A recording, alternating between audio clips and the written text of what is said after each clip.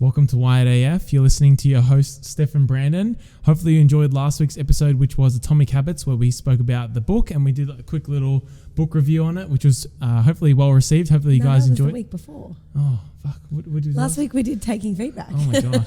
I can't keep up. You started saying that pretty sure last week we did how to take feedback. Okay. We'll start again. That's okay.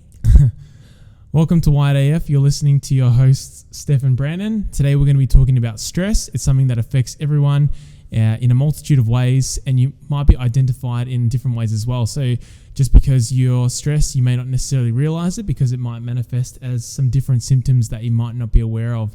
And today we're just going to work through those stresses and hopefully give you guys a better understanding of what's causing your stress and how you guys can manage it a little bit better. So that's the take-home message of today's podcast. Mm-hmm, exactly. Yeah. And we do find that people don't often realize when they're stressed. Like take lockdown for example, last year or even this year, or anyone who's listening over in different countries. Some of you are still in lockdown. So our body will respond to stress in lots of different ways. And sometimes people are like, yeah, I'm fine, I'm doing really good. And they don't realize that their body is stressed. And we're not just talking about that stress from work. Like that's not all it is. We're talking about, how your body responds to pretty much, or how you respond to anything and everything in your life that could be causing you extra added pressure.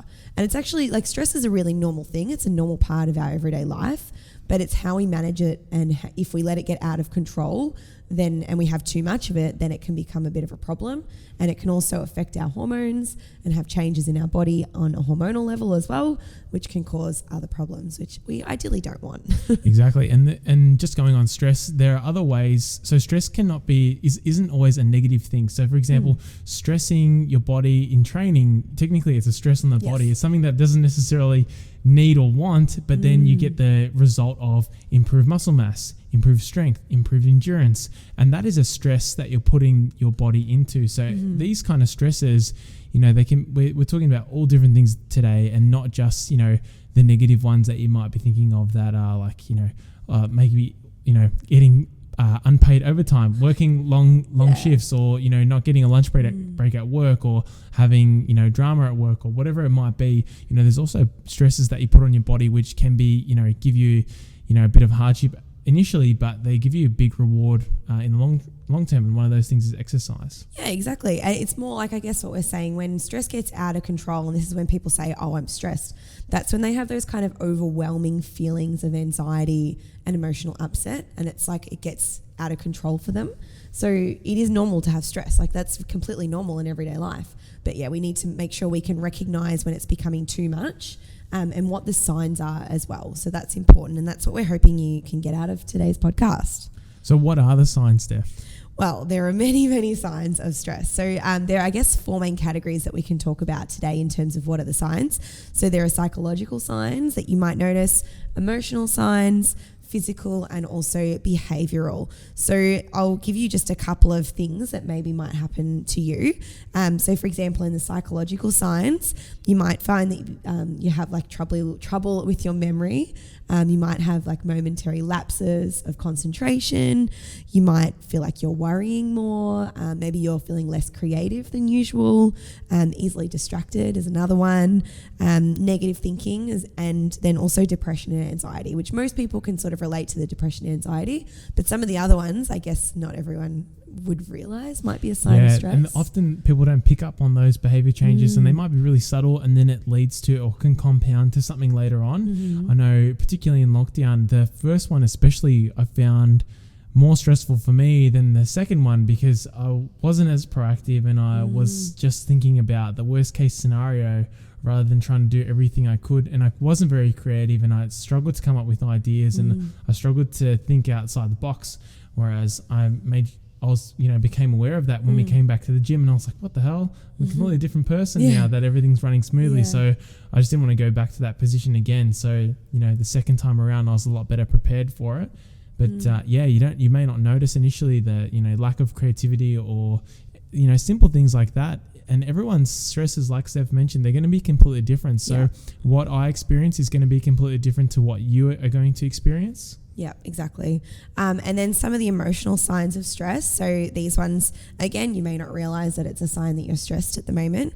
So there's lots of different things again, but being tearful is one of them, being irritable, mood swings, being extra sensitive to criticism, feeling defensive or feeling out of control, having a lack of motivation as well, being angry, frustrated, and also lacking confidence or self-esteem.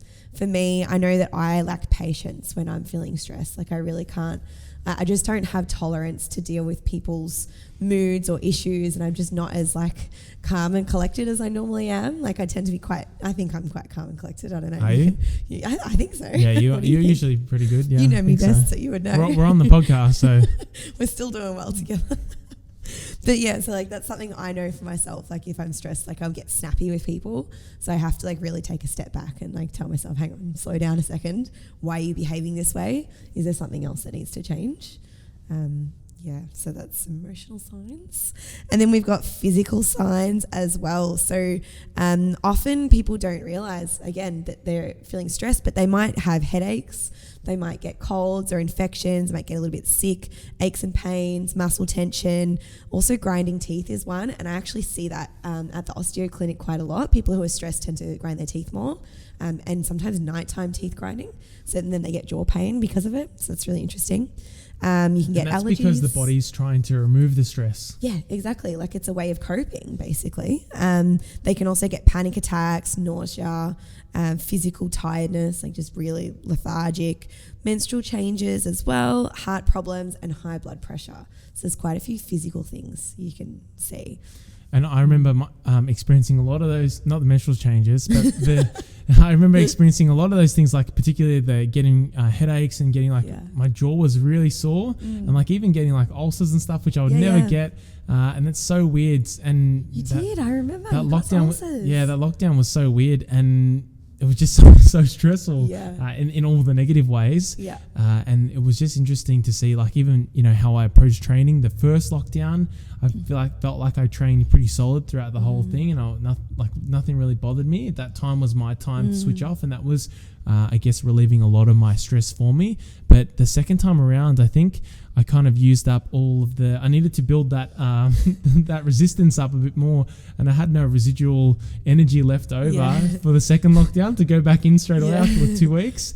And it just killed me. And I remember, I think I made it through the whole program. Then I started getting all these aches and pains, which I'd never get aches, like random aches and pains. Like I'd be saying to you, I've got a sore shoulder today. I've got a sore back, got a sore knee, got a sore ankle. There was like a toe one in there, I think as well. I have a sore toe. It was just so weird. I don't know what was going on. And it was just that stress manifesting in so many different ways. And then as we kind of got back to normal, all those things kind of went away. But if I could manage it a little bit better in that time, which is what we're trying to focus on and get towards you today, and trying to educate everyone, is if you can manage it a little bit better in the moment, then you won't need to wait for the stress to end. You'll be able to live and manage that stress a lot better, or find, you know, if there's something that's pushing you over the limit, to work with it a little bit better. Exactly. And then the final category of signs is behavioral signs.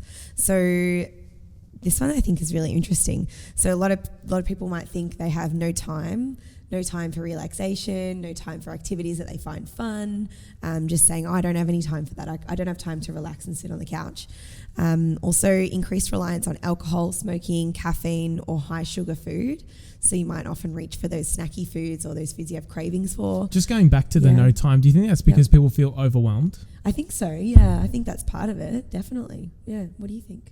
Yeah, I just think that people, if they engulfed in something, like if it's at work or they're struggling to manage whatever workload or projects they're working on, that they can't physically see themselves making time for something new, regardless if they might have heaps of time. So for example, you know, if someone works a 9-to-5 job and they're quite stressed during the work hours, they feel like, you know, they might feel like they have no other time to fit anything else in, because that takes up so much mental capacity. Yeah. But it doesn't physically take up that much time of the entire day. It's just they feel overwhelmed and mentally stressed, and they don't feel like they have any time for anything fun. Yeah, I think so. Which is silly, because that's one of the ways to help you with your stress. Yeah, make time for those kinds of things. We'll get there. We'll get there in a minute. And then another one on the topic of time, poor time management and or poor standards at work. I can't speak properly. So your work standards might drop, and you're not as good at being as productive. Self-neglect, changes in appearance. That could be something. Maybe you're looking a little bit less sloppy, or maybe you're just not taking care of yourself as much as you normally would. Social withdrawal is a pretty common one. Relationship problems, insomnia or waking up tired, and then aggressive or anger outbursts. So different behaviors. With the appearance and stuff like that, it's something so simple, but simple as washing your face and fixing your hair and just simple things, getting a haircut and whatever. I find people even in the gym, if they get a haircut or something and they come into the gym, they definitely have like a bit more energy about themselves. Yep. And it's something as simple as looking after your appearance. If you have clean clothes or something simple, but it's definitely a lot more motivating. Or even if you have new shoes to work out in, not saying you need to buy new shoes every time you get stressed, but I'm saying that like clean clothes and just feeling clean and feeling good about yourself. Yeah, definitely that goes a long way into managing your stress and actually your self-worth as well, and making you feel a little bit more confident and respected. And that's obviously respect and that stress go hand in hand together.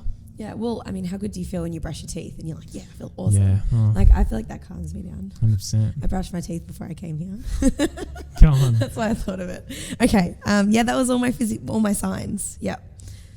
So then I guess the next point is how does stress affect your life, whether that's training or regular life or just your mental state? I guess how can we see that, and how does that kind of come across?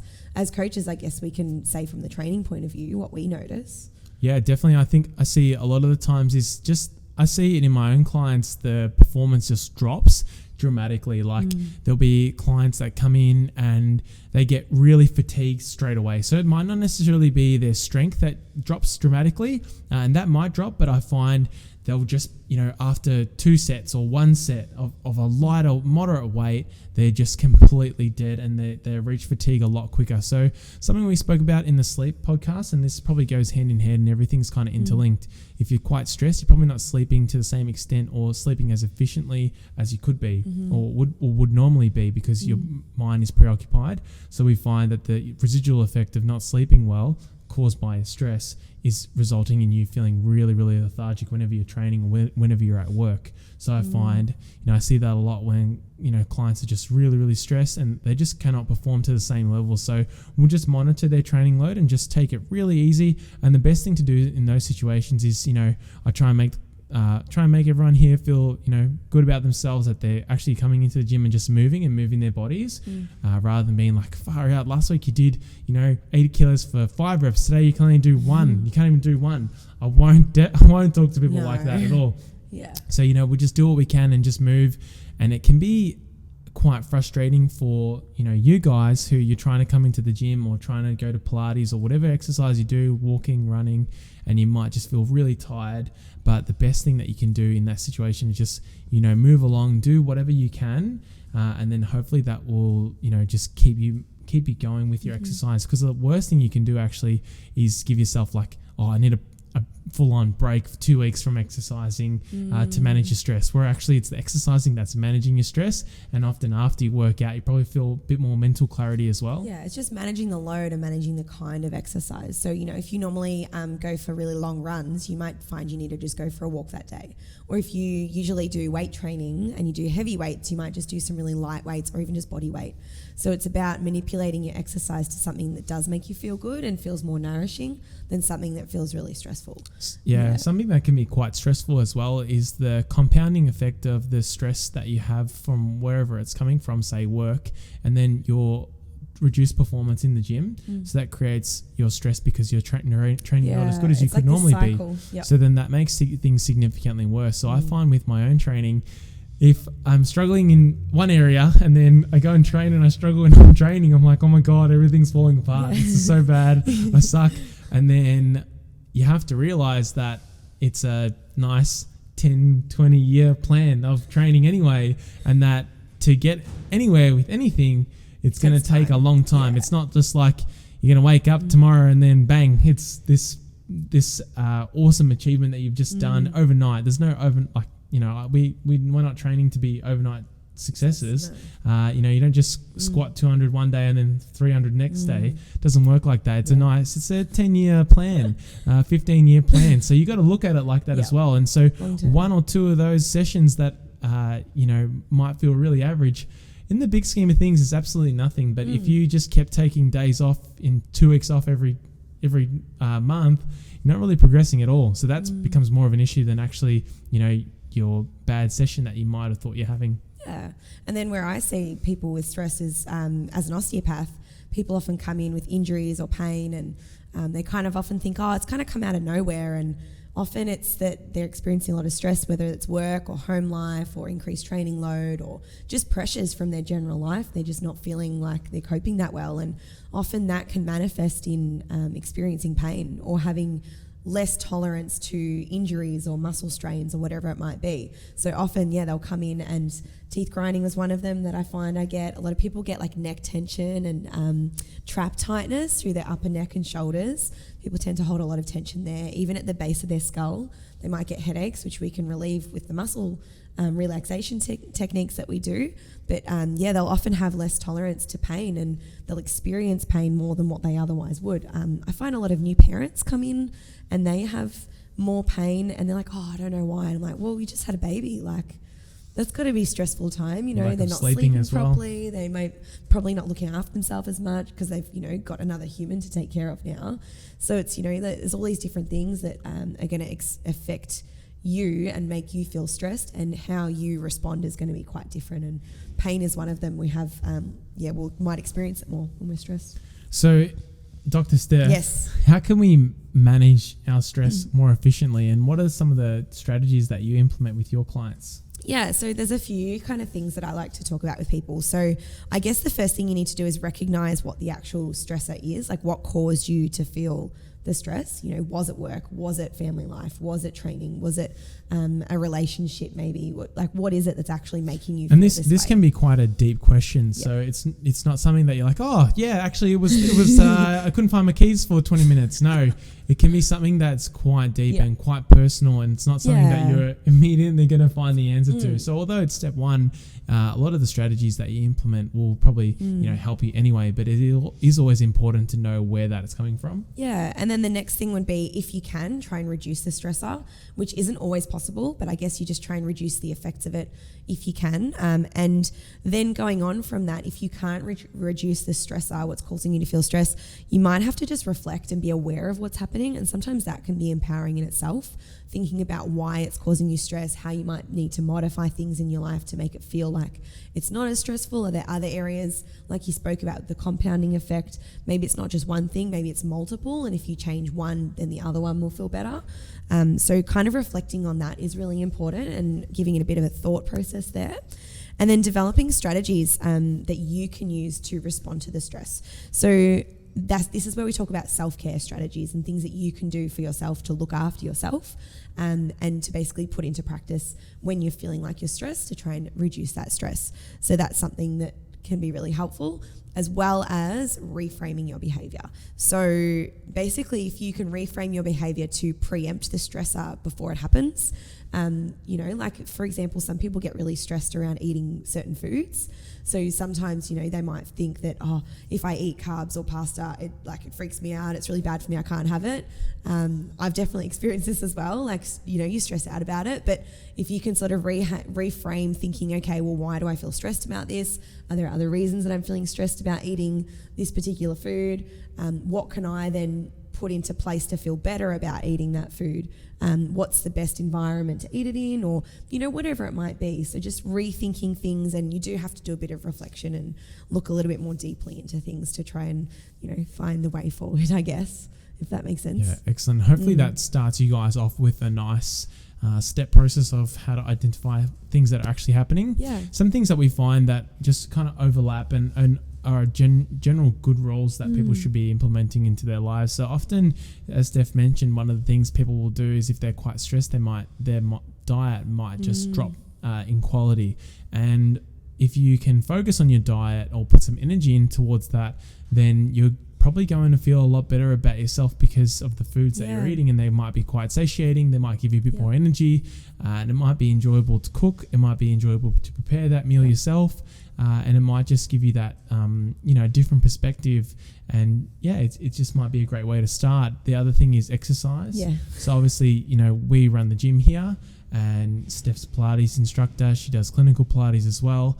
And obviously we have the barbell club here that we run as well. And so they're just some of the ways and some of the strategies that we do to help people, stay motivated, whether or not it's exercising in a group or exercising one-on-one with a coach. It doesn't really matter. As long as you're exercising and moving and doing something as simple as going for a walk and clearing your head and getting some fresh air, it can also be a really good strategy to apply with your stress.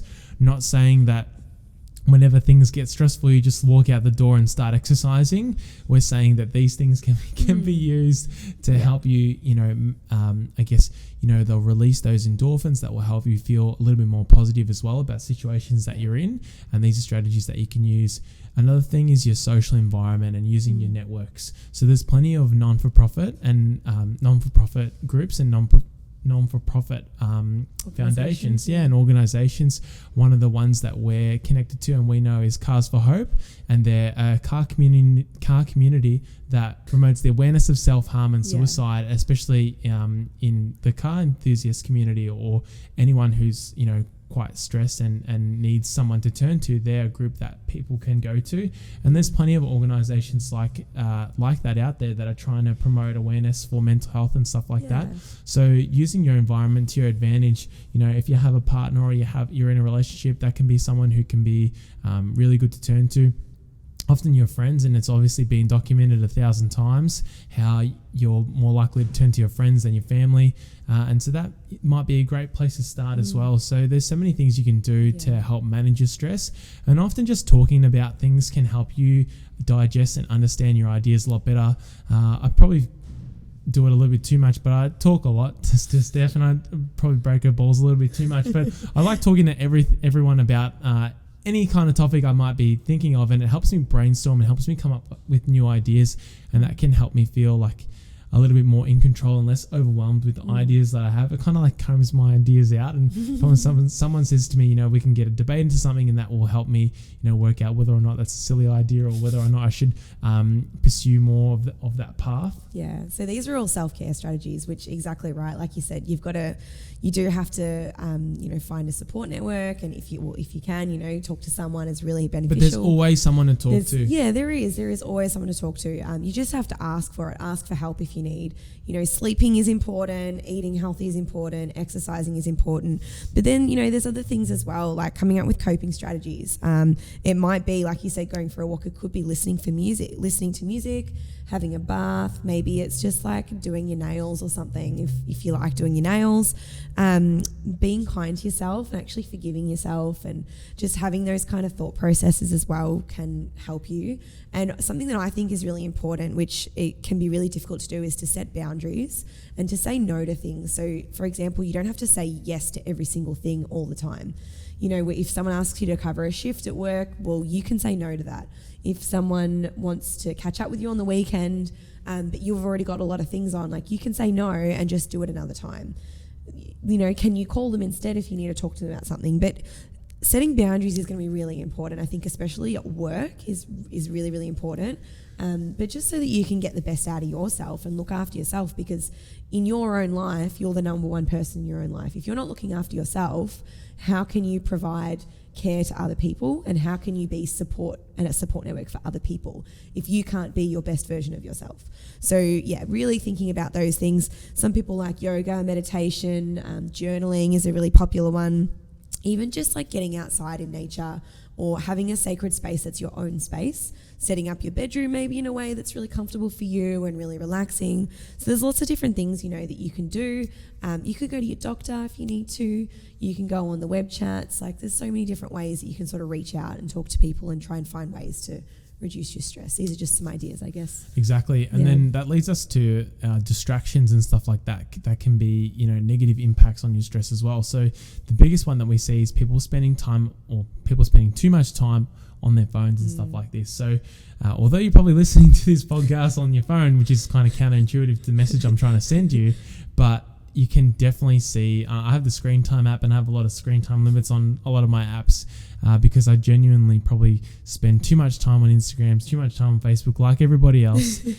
And there's no age, there's no age limit to how young you can be on these devices as well. So when you get introduced to these things quite early on, especially there's a lot of younger kids using iPads and stuff like that all the time, you've really got to try and set boundaries for yourself because you can spend so much time on that stuff. And often the payoff for spending all that time on those apps and stuff is very low. So although you might find one very educating and empowering post to the 20 or 30 you see, often it can be, it can often cause more stress and so. more discomfort, I think, than benefit. Yes, there are some great pages and stuff out there. Of course, but, 100%. Just, you want to be aware of it. And I think real life people are better anyways. Definitely. Screen time can be something that, something to be said for not spending too much time on your phone. Finally, we'd just like to end with you guys, if you don't have anyone to come into, if you don't have a support network that you can access, there's always the hotlines you guys can contact and stuff like that, so you can get into contact. There's Beyond Blue. There's plenty of resources out there which are great and easily accessible to pretty much everyone. So Steph and I recommend that if anyone doesn't have anyone to turn to, then that's a great place to start. When the 5-day lockdown started, there was 3,000 calls on the first day as soon as it was announced to the suicide hotline. So you can see that it's great to see people are using it, but there's so many people that wouldn't be using it. And that's something that we really want to get across to people is we really want, if there's no place to turn to, there is those hotlines there if you do feel lost. And it's, at least those things exist for people to talk to and counsel with. Exactly. Yep.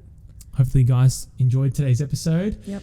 Steph and Brandon from Wired AF Podcast. We'll see you guys next Thursday. If you are liking the podcast, feel free to leave us a review on Apple Podcasts. And if you are listening to it on your phone, feel free to screenshot it and just put it up or share it to your story. And that helps us out a lot. It helps us get some more exposure and helps people find our awesome episodes, which we have 30 something odd this now. Will be 34. We are pumping them out. We are printing those We're episodes good, out.